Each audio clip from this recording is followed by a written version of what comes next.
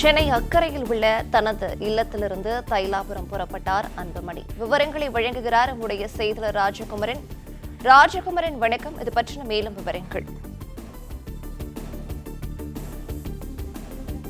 அன்புமணி ராமதாசுக்கும் இடையே மாநில இளைஞர் சங்க பொறுப்பை யாருக்கு வழங்குவது என்பதில் மோதல் ஏற்பட்டிருக்கின்றது. இரண்டு பேரும் மாறி மாறி கருத்துக்களை தெரிவித்து வருகின்றார்கள். புதுச்சேரி மாநிலத்திற்கு உட்பட்ட பகுதியில் நேற்று நடைபெற்ற கட்சியின் பொதுக்குழு கூட்டத்தில் வெளிப்படையாக இந்த கருத்து மோதல் எழுந்திருந்தது.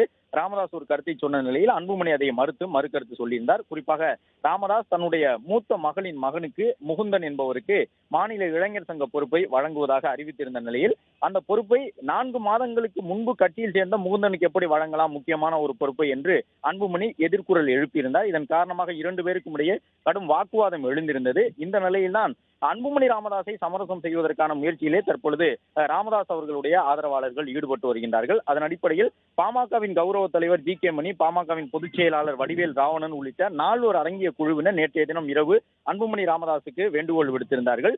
இன்று தைலாபுரத்திற்கு வந்து மருத்துவர் ராமதாஸ் தலைமையில் நடைபெறக்கூடிய அந்த சமரச பேச்சுவார்த்தை கூட்டத்தில் அன்புமணி பங்கேற்க வேண்டும் என்று ராமதாஸ் அவர்களுடைய ஆதரவாளர்கள் தொடர்ந்து கோரிக்கை விடுத்து வந்தார்கள். இந்த நிலையில் தான் நேற்று இரவு தனக்கு முன்வைக்கப்பட்ட அந்த வேண்டுகோளை ஏற்றுக்கொண்டு சென்னை அக்கரையில் உள்ள தன்னுடைய இல்லத்திலிருந்து பாமக தலைவர் மருத்துவர் அன்புமணி தற்போது புறப்பட்டு இருக்கின்றார். தைலாபுரத்தில் இன்று நடைபெறக்கூடிய இந்த பேச்சுவார்த்தை மூலம் இருவருக்கும் இடையில், அதாவது ராமதாஸ் மற்றும் அன்புமணி இருவருக்கும் இடையில் எழுந்திருக்கக்கூடிய இந்த பிரச்சனை பேச்சுவார்த்தை மூலம் தீர்த்து வைக்கப்படும் என்று எதிர்பார்க்கப்படுகின்றது. முகுந்தன் தன்னுடைய அக்கா மகன் என்ற பொழுதும் முகுந்தனுக்கு அந்த பொறுப்பை வழங்கக்கூடாது என்பதில் அன்புமணி தீவிரமாக இருக்கின்றார். ஏனென்றால் கட்சியில் 4 மாதங்களுக்கு முன்பு வந்தவருக்கு எப்படி ஒரு முக்கியமான பொறுப்பை வழங்க முடியும் என்பது அன்புமணியினுடைய ஒரு குற்றச்சாட்டாக இருக்கின்றது. அதன் காரணமாக கட்சியில் புதிதாக வந்தவர்களுக்கு கொடுப்பதை விட கட்சிக்காக உழைத்தவர்களுக்கு அந்த பொறுப்பை கொடுக்க வேண்டும் என்பதில் தான் தீவிரமாக இருப்பதாக அன்புமணி நேற்றைய பொதுக்குழுவில் தெரிவித்திருந்தார். இந்த நிலையில் தான் கட்சியில் நிறுவனர் என்ற முறையில் தான் எடுப்பதுதான் முடிவு என்று ராமதாஸ் திட்டவட்டமாக தெரிவித்து விட்டார். அது மட்டுமல்லாமல் அன்புமணி இந்த கட்சியில் இருக்க வேண்டும் என்றாலே அது தன்னுடைய விருப்பத்தின் அடிப்படையில் தான் இருக்க முடியும். நான் சொல்வதை கேட்டு நடப்பவர்கள் பாட்டாளி மக்கள் கட்சியில் இருக்கலாம், என்னுடைய பேச்சை கேட்க முடியாதவர்கள் விலகிச் சென்று கொள்ளுங்கள் என்று திட்டவட்டமாக ராமதாஸ் நேற்றைய பொதுக்குழுவில் தெரிவித்திருந்தார். அந்த அளவு இருவருக்கும் இடையிலே கடும் கருத்து வேறுபாடு எழுந்திருக்கக்கூடிய சூழ்நிலையில் தான் மருத்துவர் ராமதாஸ் அவர்களுடைய ஆதரவாளர்களாக இருப்பவர்கள் இன்று இந்த சமரச பேச்சுவார்த்தைக்கு ஏற்பாடு செய்திருக்கின்றார்கள். தைலாபுரம் தோட்டம் திண்டிவனம் அருகே இருக்கக்கூடிய சூழலில் மருத்துவர் ராமதாஸ், அன்புமணி ராமதாஸ் மற்றும் ராமதாஸ் அவர்களுடைய மூத்த மகள் காந்திமதி உள்ளிட்டவர்கள் எல்லாம் அங்கு வருகை தருகின்றார்கள் என்று தெரிவிக்கப்பட்டிருக்கின்றது. மேலும் முகுந்தனும் வருகை தர இருப்பதாக கூறியிருக்கின்றார்கள்.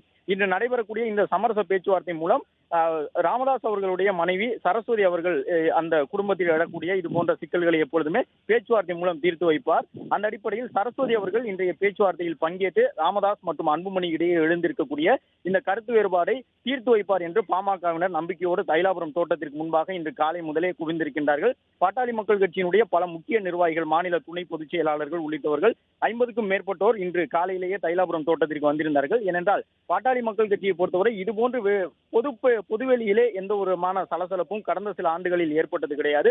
பொதுக்குழுவிலே, அதிலும் குறிப்பாக தந்தை ராமதாஸ் அவர்களும் மகன் அன்புமணி அவர்களும் நேருக்கு நேர் கருத்து மோதலில் ஈடுபட்டது பாமகவினரை சற்று குழப்பத்தில் ஆழ்த்தி இருக்கின்றது. இந்த நிலையில்தான் பெரும்பாலான இளைஞர்கள் அன்புமணி ராமதாசினுடைய முடிவுக்கு ஆதரவாக இருக்கின்றார்கள். நேற்று நடைபெற்ற பொதுக்குழு கூட்டத்திலேயே மருத்துவர் ராமதாசினுடைய வாகனம் புறப்பட்ட பொழுது அன்புமணி வாழ்க என்று முழக்கமிட்டார்கள். சமரச பேச்சுவார்த்தையில் பங்கேற்பதற்காக தற்போது அன்புமணி சென்னையிலிருந்து தைலாபுரம் புறப்பட்டுள்ளார்.